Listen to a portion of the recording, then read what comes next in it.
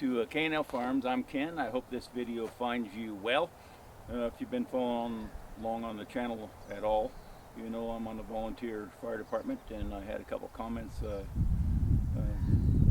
paraphrasing down to what does an old man do in a fire camp. And this is the truck that I normally get assigned, and yes, I've been on fire camps. In fact, yesterday I went on a fire call that was actually in district. That means in the town I live, in the circumference of the town, basically town limits.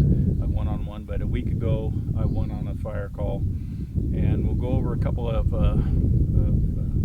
marching orders I have from the district that I have to fulfill in order to go out and carry on and do firefighting. So some of the activities I would have, now remember, there's no way I'm going to be able to be on the primary line cutting, and when I go out on a fire, I go out and I do, I would call secondary activities.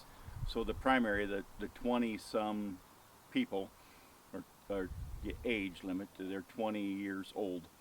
They don't have to come off the main fire line or the primary firefighting, and because there's always more than enough to do when you get into fire camp. So some of the things I would do in lieu of dragging them off the main line, primary firefighting, secondary, I would call it secondary, but in any case I would do, so one case I would do would be, and I have done, is like a mop-up situation. And mop-up means that the fires move through, but there's still some hot spots left behind the main fire. So they would send some of us in there, brush rigs, and we would actually, there's hot spots, we would put those hot spots out so they don't rekindle. Now a couple things that my district mandates is there would be two of us. We don't take a brush rig. This is a brush rig. This is that I normally take out. This is a brush rig, and we have two individuals. So one person monitors the pump and the tank level, and that's normally me. And then the second person would go out within 200 feet of this truck and do mop-up situations. That would be one case that we would actually do, and I've actually done on that fire. The fire I was on a week ago. Now another thing that I could be assigned to do would be go out and do primary structures or houses, that type of thing, that type of situation. And I would go out and I would on that I was on a night shift then with another individual, and we would go out. Now they expanded the window on that fire a week ago because we normally do two, are responsible for two things: health and well-being, meaning a person. Let's get the people taken care of first, and then the second thing is a residency or a structure. Now when we went out on the fire a week ago, it was anything. Our marching orders were that day, or that night actually, was anything that has a value. So if it had like a utility trailer or a tractor or a livestock or anything, we were there to protect it on when we went out that day. I'm going to show you a couple of different pack setups that I have here and examples that I have. And so we have two marching orders in the division that I have to abide by, and one is both with two individuals in the truck at all times, and the other one is you can't leave physical control, meaning if I can't touch the truck, I have to have a shelter on. And in my pack, the shelter's right here. Now this is the pack that I would carry, and the other pack this is actually a line pack. And line pack means that the 20-year-old person hikes 5 miles up and starts cutting fire line. The pack would be, or the shelter would be on the bottom of the pack. And the difference between the two packs is this is a line pack, basically a line pack that's in the truck. This is my pack. My pack only has to, and line pack has to sustain your life, I think, for 24 hours. You have to have enough food, supplies, and everything in this pack to sustain your life for 24 hours. Mine does not have that because mine remember, I'm in the truck, so the truck would have a cooler, and I'm still trying to figure out where to put the cooler on. Cooler with Gatorade, water, food, that type of thing. And we'll go over my pack, my main pack, and my chest pack here in just a little bit.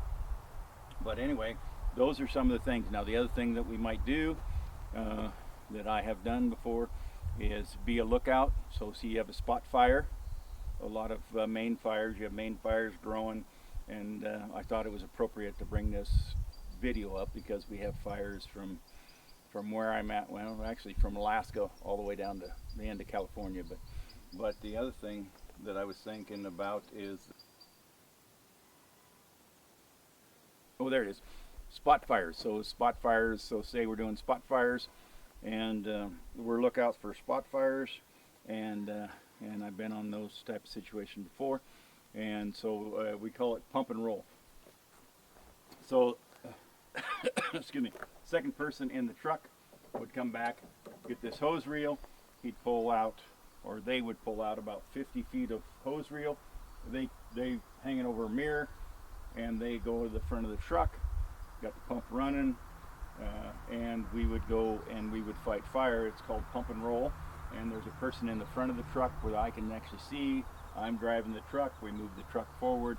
It's a small fire, and if we're on a lookout type situation, if the fire is, you know, growing, expanding rapidly, then we call back to IC until I see that we can't control it. But if it's a small fire, small spot fire, then we would take care of it with pump and roll. That's another thing that I would do. Another thing that I've been assigned to before is urban interface. That's kind of a big elaborate word for the fire potentially is going to move into a residential area, and they send us in. The residential area is evacuated. They send us in for a couple things. One is to prep the houses, so if we can get combustibles away from the house, if we can get sprinkler systems from the house, not from our water, but from the house, set out, and we can actually set those sprinklers and going, because remember, we're going to do several houses. I don't know how many, but several houses. So we do a assessment of the house, write down the house number, and then the assessment. It's good, bad. We've set out sprinklers, and then plus when we're doing that urban interface, we make sure that nobody's actually in there stealing stuff from the residents that have left the area. Is another thing that I have done. So those are some of the assignments that I get. Now remember, I'm not going to ever be directly involved in cutting fire line or engaging the fire. I'm back and trying to make sure that the individuals that are cutting the fire line, that they don't have to take their time and come off the fire line to do these other assignments that I can fulfill at my age. Okay, and let's just go over real quick some of the items that I carry. I've already went over line pack compared to my pack, but this is the chest rig I carry, and this is a district radio communication, and as soon as you get in a fire camp, they're going to take this radio pretty much away from you, and this radio is obsolete because this radio cannot get programmed to the frequencies that the divisions, there can be several divisions on a fire, but the divisions that you're on, so you take this radio out, and if I'm home, this radio will fit in this chest pack quite comfortably, but you're going to get a radio that's got a 2-foot whip on the end of it, and it's probably total combined length is 3 feet. It won't fit in this chest pack, but I still have this chest pack on because it's got some items in it. And one thing that I'm kind of proud of, but I take a roll of yellow electrician tape, and the electrician tape does 3 functions for me. One is, and you don't know how many times I've actually used that for a band-aid, that turns into a band-aid. It also turns into a marker, or like a ribbon, which is on my main pack. But if I don't want a ribbon out of a big area, I just use this. The other thing is, if I've got a structural failure in my pack, I tape it together. So that's one thing that I have in my chest pack. The other thing that I've already mentioned is I don't know if I'm going to be on a day shift or a night shift. If I'm on a night shift, a clear set of safety glasses in my pack. And if I'm on a day shift, a pair of tinted sunglasses that are safety glasses. The other thing I have in my day pack that most people carry, I carry it on my chest so I don't lose it, is just your instructions. And this is a pretty good user guide to tell you actually what's going on and refresh your memory to it. That's what's in my chest pack. Now remember, I don't carry a line pack. This line pack is for somebody else. It's just in the truck in case somebody needs it. And if we're going to move away and we cannot touch the truck, we need a shelter. And my shelter is on my right hand side because I'm right-handed. And this shelter is on the bottom. For me, that would be more difficult to get out. I carry just a standard pocket knife. The only thing I like about this pocket knife is it's got a seatbelt cutter on it.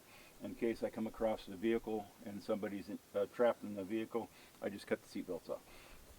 My pack's got 2 water bottles in it. They're not full.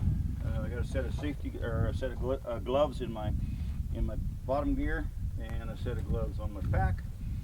2 canteens which I fill up, and remember, I'm only filling them up, but I have done it where I've got another, a district issued belt, doesn't have water on it, and I've been out, like now, it's 100 degrees probably. I'm in my firefighting gear. I'm sweating pretty good. I could use a drink of water. Okay, you've seen the ribbon already. Ribbon on the pack. I'll try and open this up and just go through some of the stuff. Now, I've been on 2 fires this year where I was cold. I wear just keep a stocking cap, small stocking cap in it. I carry some paracord in it. A spare light. A headlamp. I'll have a headlamp on my hard hat, but I don't have my hard hat on right now because my hard hat has branding from my department. I didn't want to show that. Carry a marker light. A spare set of electrician tape, standard black. I carry some suntan lotion or sunscreen in the pack because it's always hot wherever we go. Some bug spray because there's always bugs, especially if we go in the highland area. I carry a compass of some sort in this little pack. Of course, I carry toilet paper in my pack and a toothbrush. I haven't cut the handle off yet. I don't know if I ever will, but I like a toothbrush. I carry a couple of this is old school. I don't know how long ago I've got that, but that's a emergency blanket if I need it. I carry a pouch in case I'm going to get a water drop close to me. Put the pouch on. I carry a first aid kit, small first aid kit.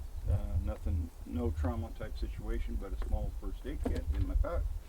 I carry a backup, just a standard flashlight, including I'll have 2 headlamps on, and I carry a lighter. That kind of consists of the pack that I carry on me. And for operation, remember that I'm never further away than about 200 feet because normally we only run about 200 feet of hose laying out. Kind of gives you an idea of my assignments when I go on a wildland fire.